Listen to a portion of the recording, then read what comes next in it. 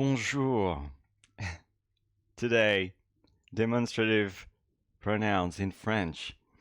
And I'm wondering if you want to speak French, if you want to become fluent, if you're already fluent, or if you're a beginner. I don't know, but I guess you want to speak French. And I believe it is a bold move. Do you realize what that means? Speaking French means turning French. And bit by bit, you'll find yourself trading beer for wine, saying because you can't find your onion garland.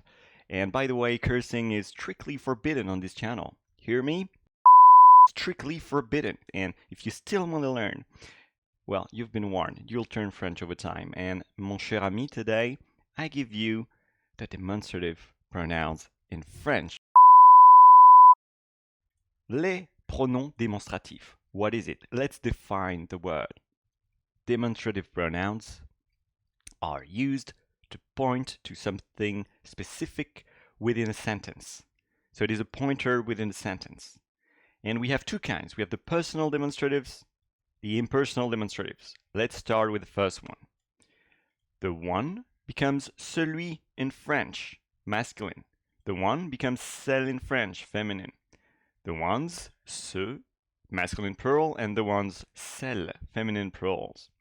Clear as a bell so far. The informations are pretty clear. Now we can play. Some examples. You can combine them with a relative pronoun, going, the one that he likes is blue. Celui qu'il aime est bleu. The one, celui, that, que, he likes is blue, il aime est bleu. So far, so good, I believe.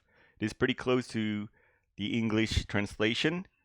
Example number 2. Combine with si and la. You can combine the one, this one, or that one in French, so celui or celle, with si and la, which gives us the result celui-ci, this one, est plus captivant que celui-là. You could also have said que celle-là. Celui-ci, close to us, est plus captivant que celle-là, far from us. Example number 3, you can follow this by the preposition de. Dorian's is brighter than John's, and here we are referring maybe to Dorian's onion garland. Le collier d'oignon de Dorian est plus brillant que celui de John. Dorian's is brighter becomes celui de, very different than in English. We don't have that construction in French. You know, apostrophe S, this is very English.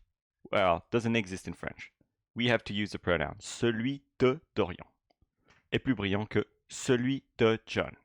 More words, more French. More complex, more intricate, more French. Impersonal demonstratives. This masculine form translates to ceci. That feminine form translates to cela. And we have finally this. Ce, c'est, ce sont.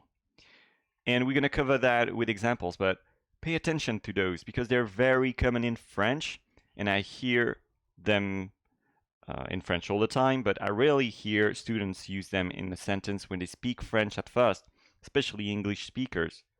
And that could be a problem down the line because you won't sound French unless you master that kind of small detail. Here are the examples. Ceci, cela. This, that. Ceci l'intéresse, mais pas cela. And note that I wrote hors ça because ça is very common in familiar French, colloquial French. However, if you want to amp up the aristocratic side of your French, you could go cela. Cela is better, it's more elegant. I like cela, I fancy it. However, a lot of people say ça. Second, ce can be combined with est, and then you have the equivalent of it is John. C'est John. It is him. C'est lui. It is a good robot. C'est un bon robot. Then here you have the dates, of course. C'est dimanche. C'est lundi. C'est le mois de février. You have expressing a feeling. C'est extraordinaire. It's marvelous. C'est merveilleux. You can combine it with superlative. C'est le meilleur jambon sur Mars. It's the best ham on planet Mars. I've tried many. This is the real deal. Quel bon jambon. What a good ham. And finally, something that again, is different from English, so you need to pay attention here.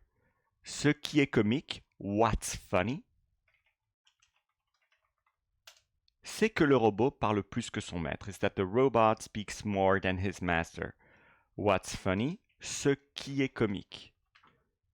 What is here translates to ce qui, and I'm emphasizing this part because I often hear British or English people or people whose native language is English, and they say they don't say ce qui est comique, they say c'est comique or que est comique or ce que est comique.